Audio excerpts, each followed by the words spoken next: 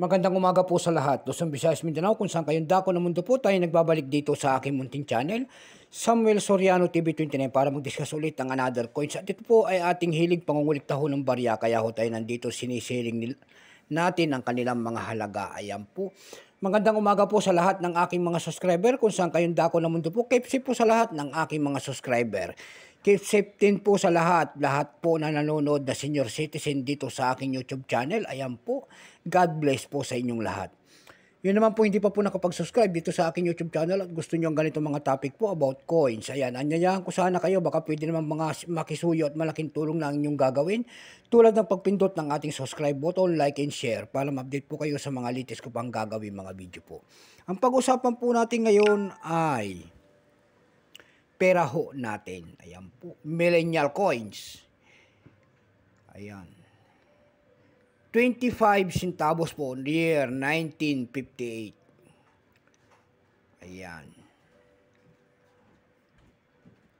Bago tayo magsimula sa ating talakayan, kilalanin mo muna natin siya. Issue po, Philippines po, period Republic, 1946 up to date po. Type standard circulation coins, years 1958 hanggang 1966. Value nito, 25 centavos po, currency piso, 1857 hanggang 1967. Composition po nito ay nickel brass. May bigat po itong 5 grams. May haba pong 20 mm. May kapal po naman itong 1.6 mm. Hugis po, bilog. Orientation nito, coin alignment. Itinigil ang paggamit nito noong March 31, 1979. Number N-1009. Reference number KM-289. Ito pong year 1958. Ito po ay 15%. Kung ilang piraso naman ginawa ng ating Bangko Sentral nito, ito po ay 10 milyong piraso lamang. May presta po ito dun sa ating numista.com kung tawagin ng ating mga kolektor. Yung kanyang very fine, 21. Extra fine, 58. Almost uncirculated, 58. At uncirculated nito ay nagkakahalaga rin po ng 58 pesos. Dako naman tayo sa kanyang price sa mga ating mga platform. Ayan po.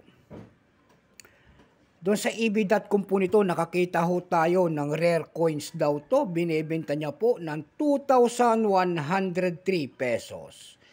Meron din tayo nakita doon na 772 pesos. Meron din tayo nakita doon na 332 pesos and then 553 pesos. Sa carousel page, dako man tayo dumako. Ayan. Sa carousel page po, nakakita ho tayo nagbebenta doon ng 300 pesos. Ayan, sorry po. 300 pesos po and then 180 pesos. Ayan lamang po ang ating may babahaging kanyang presyo. At sagad na. So hanggang dito na lamang po, Luzon, Visayas, Mindanao, kung saan kayong dako ng mundo po. Keep safe po sa lahat and God bless.